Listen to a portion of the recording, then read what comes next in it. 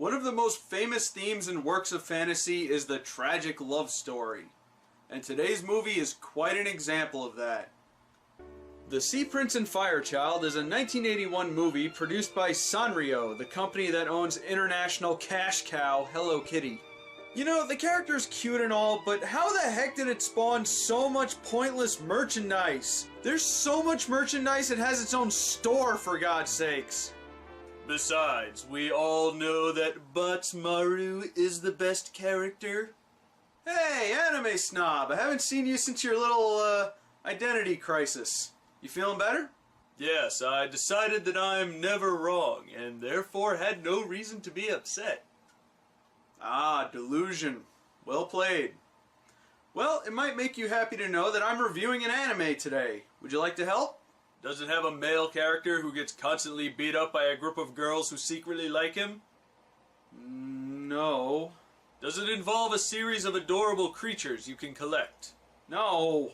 Is it about an angsty teenager that pilots a giant robot with a plot that many would call pretentious, but I will call genius? It's called Sea Prince and Fire Child. I don't think there's going to be robots. Wait, you have heard of this, haven't you?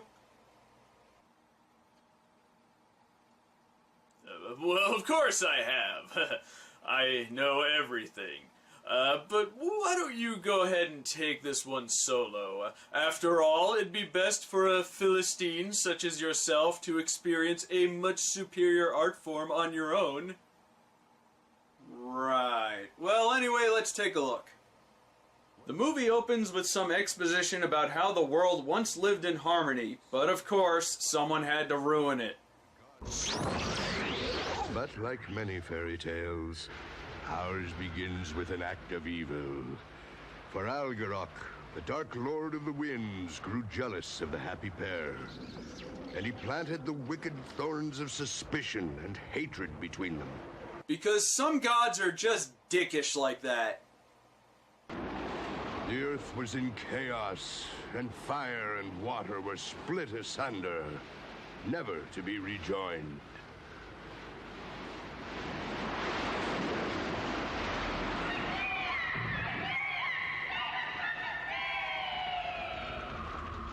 They smashed our rock! Those bastards!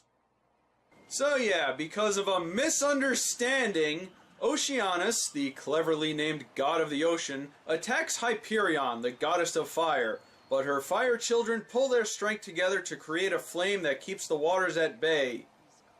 Somehow. And ever since then, the two sides are forbidden from meeting. Fast forward a bit, and we meet one of the water people named Bibble, who's half mermaid, half unicorn. Maybe he's part narwhal. Bibble, be quiet! For goodness sake, stop making so much noise! Wait, where are you going? Bibble, stop! Are we supposed to have voice actors? I'm not sure. Bibble goes to wake up his older brother Sirius so they can go out and play, and we can take in some of this great underwater scenery. Wait, what? What? Why is there a waterfall underwater? What the hell is this? Clouds? Mountains? And fields? Are we still underwater? Where are we? What's going on? Help! I'm lost! I need an adult! Well, apparently we are still underwater because Sirius takes Bibble jellyfish hunting. Yikes! Here is the knife you wanted. Now, Sir Bibble, go on, go on.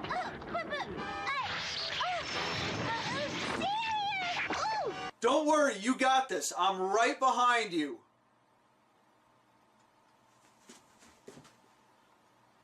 Yeah, this goes about as well as you'd expect. So Sirius chases it off to what's called the Forbidden Zone, where all kinds of bizarre Lovecraftian creatures dwell.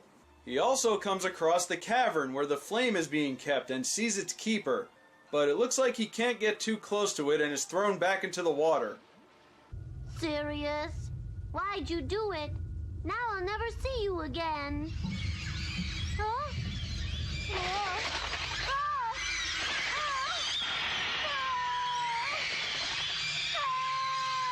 I already have so many questions about this world. Help! Help! I'm too young to die! Help! My lips don't match my voice! Bibble finds Sirius and tries to revive him. Sirius! Sirius, wake up! Wake up! Huh? No! You can't be dead, no! God damn it, you bitch! You never walked away from anything in your life! Fight! Fight! He's fine. Then we fast forward to Sirius's coronation.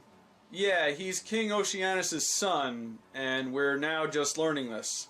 Come on, we're going to see the king! Come on, let's go! It's Prince Sirius's coronation!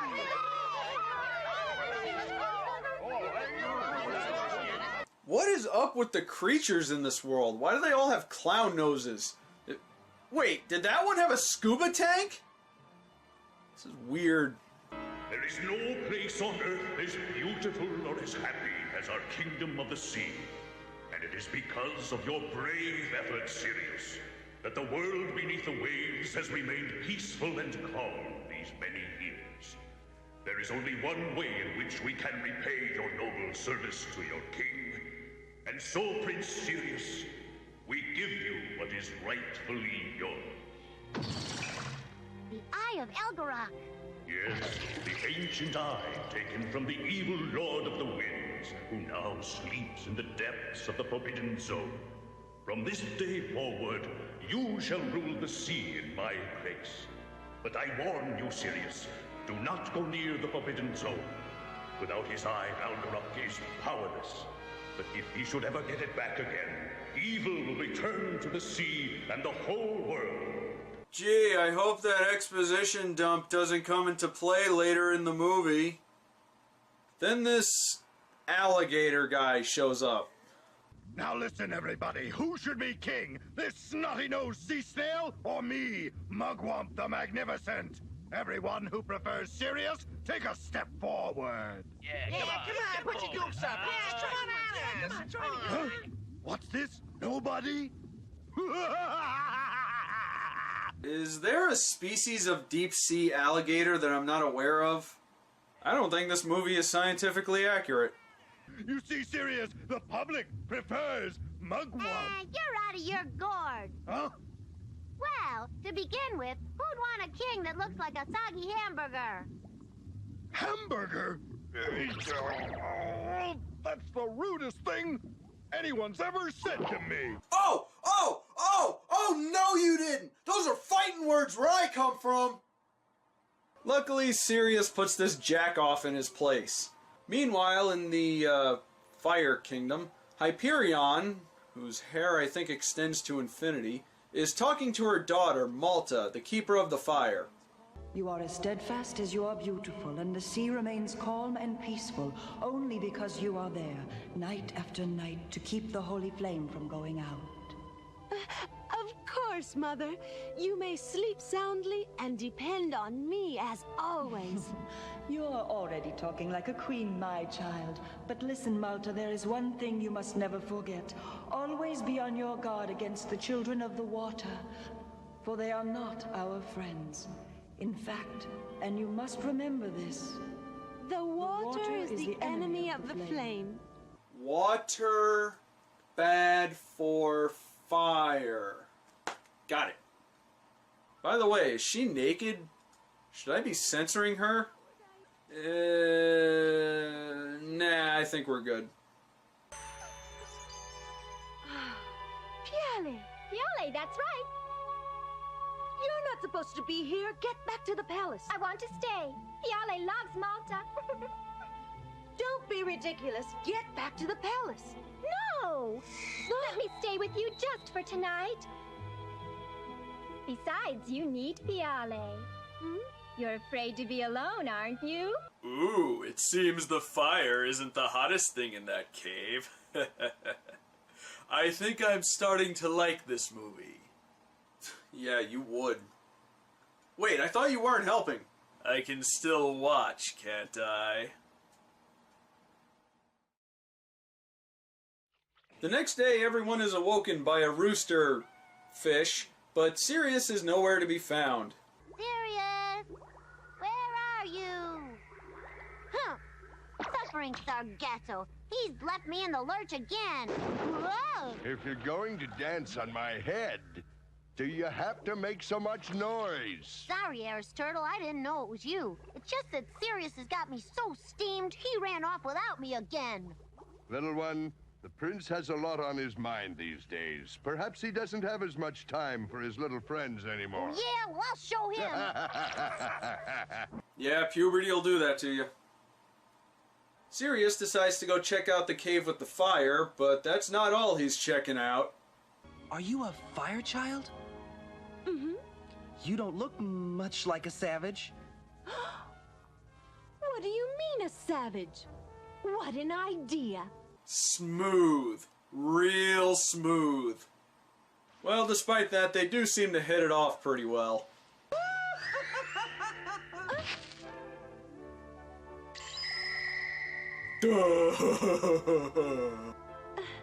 Wait, what are you doing? No, no, no! Bad touch, bad touch. For God's sakes, man, you just met her. Show some restraint. Boy, this movie just keeps getting better. Weirdo. Unfortunately, their time together is cut short because it's established that if a water child is exposed to the sun, they'll die. I guess this is goodbye. Goodbye, I guess. I know. We can meet here every night. Every night? I don't think you want to be here with me. You love someone else, I suppose. No, really, I don't. That's good, because I want you all to myself. Huh? Malta is the original overly attached girlfriend. So she convinces him to return tomorrow night.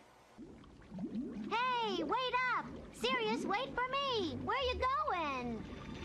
Where I'm going, you can't come. What do you mean? Of course I can.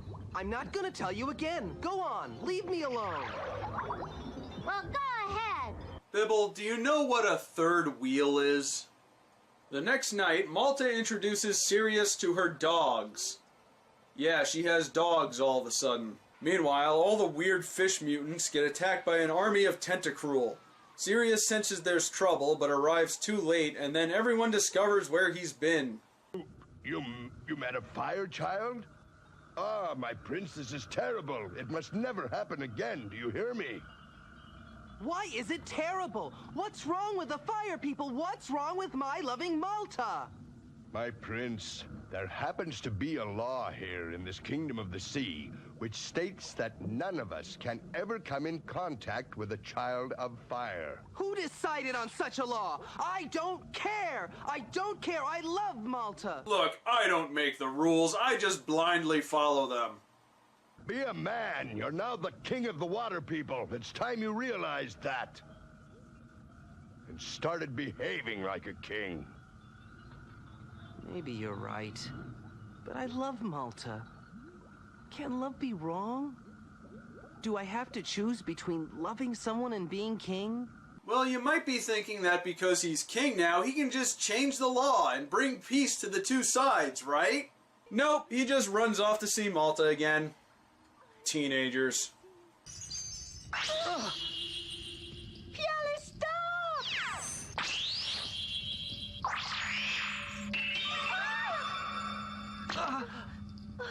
Sirius! Piale, what are you doing? Piale doesn't love Malta anymore.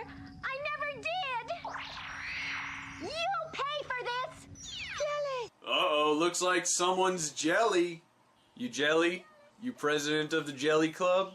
So because of their situation, they try to end the movie early, but they're stopped by the turtle guy, who is apparently okay with their relationship now. Then he lets them in on a little secret. It's about time I told you why a child of water and a child of fire cannot be together. No, we don't want to hear about it. Listen to what I have to say. Your father, Oceanus, and Malta's mother, Hyperia, are actually brother and sister. What?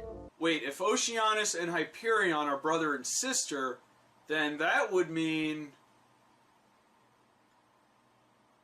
Ew! Oh, suddenly this romance isn't so charming. Anyway, he goes on to tell them why the two sides hate each other. Basically, he retells what we heard at the beginning, but with one difference. The war between brother and sister became a war between son and son, daughter and daughter, until the families of fire and water slaughtered each other into near oblivion. Then he who rules over the universe, the greatest lord of all, struck the evil Algarok down. And he took Algarok's eye, the source of all his powers. And he imprisoned the Dark Lord of the Winds far beneath the mighty waves, in the lowest depths of the Forbidden Zone. What? There was a higher power that could have put a stop to this at any time? Beginning to lose my patience with this movie. He goes on to say that there's supposed to be a place in the sky where fire and water still live together in harmony, but the only way to get there is to ride the blossoms of a flower that only bloomed during an eclipse. Now let's see. Tonight there's a new moon overhead. Oh, the eclipse that comes only once every 90 years is due 5 days from today. Is that right, Eris Turtle? Only 5 more days? Did you hear that, Malta? Only 5 more days and we'll be free to fly to that star.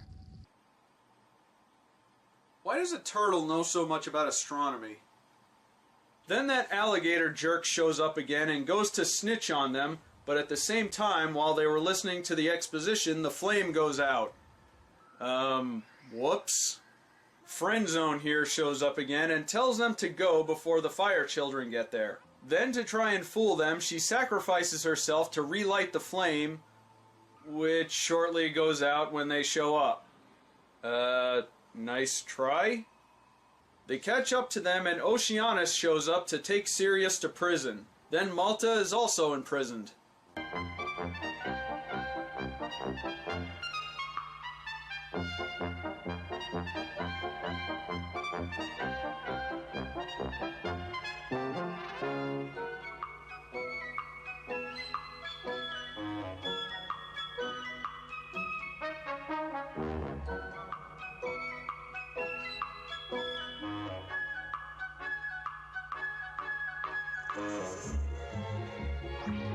Oh, okay. I guess they were helping her escape. Meanwhile, Bibble shows up and tries to free Sirius with every single gag the ocean has to offer, but Sirius decides to return the eye to Oceanus in hopes that he'll free him. Bibble tries to get the eye to him, but his guards won't let him pass. How could a puny little pollywog like you be carrying around the eye of Algarok? Be careful, don't lose it. Now beat it before we get past! Ow!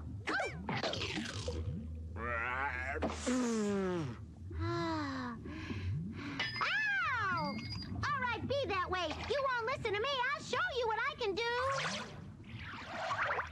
I'll show them. When Algarok wakes up, they'll be sorry they didn't listen to me.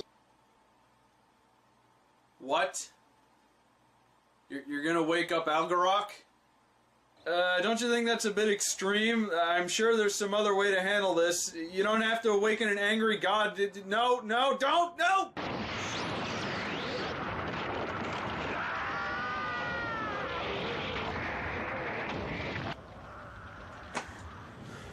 Well, good job, dummy. You killed everyone. Seriously, I think everyone dies during this sequence. But King Oceanus shows up to stop Algarok. Oh shit! It is on!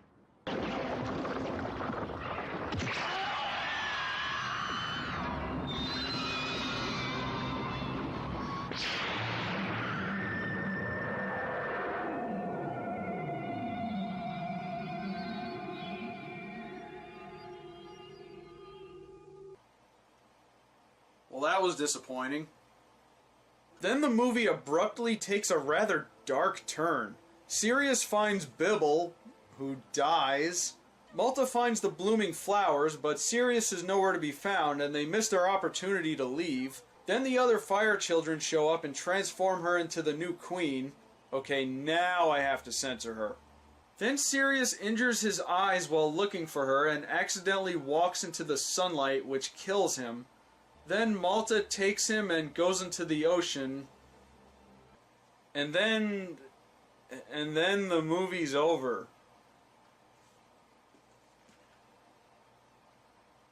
yeah, that's seriously how the movie ends. What a buzzkill. Well, I'll give the movie some credit. It looks fantastic, especially for an animated movie from 1981. And even though it's an anime, it doesn't really look or feel like one. It feels more like a Disney movie. A lot of the visuals look like they came from Fantasia. And even Sirius kind of reminds me of Peter Pan. He's like if Peter Pan and Ariel had a kid. I wonder if the internet has paired them up yet. And I like that this is basically a fantasized version of Romeo and Juliet. One of the few things Disney will never touch. Mostly because of how it ends. On the downside, this movie is kind of a mess. It has all these goofy looking creatures that look like they came out of a Fleischer cartoon. And I didn't even show you half of the weird stuff that happened. Not to mention, it feels like some of the characters with voices might not supposed to have voices. Also, there were a lot of things introduced and subplots that didn't go anywhere. I haven't seen the original Japanese version yet, so I don't know how much has changed, but I'm getting a Warriors of the Wind vibe from this movie. Not to mention the characters feel really dumb or really selfish, which makes me feel like all this tragedy could have been avoided. And then there's that ending.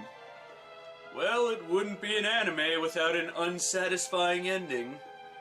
Well, while I do respect the decision to give this a sad ending, did it have to be the most depressing scenario possible? And it happens so abruptly it'll give you emotional whiplash. So in conclusion, it's not terrible, and it might be worth a watch, at least for the great visuals, but don't expect to get much more out of it. Well, we got 2 movies left in the Obscurathon, and so far I'd say we've been doing okay. But I must warn you, it only gets weirder from here.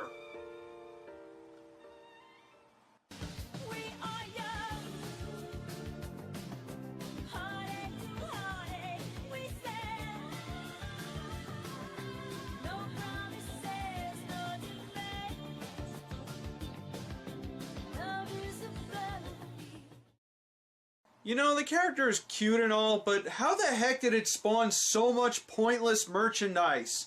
It has so much more merchandising. Merchandising. That's how the real money from the movie's made. Maybe if this movie had some merchandising, it would have done better.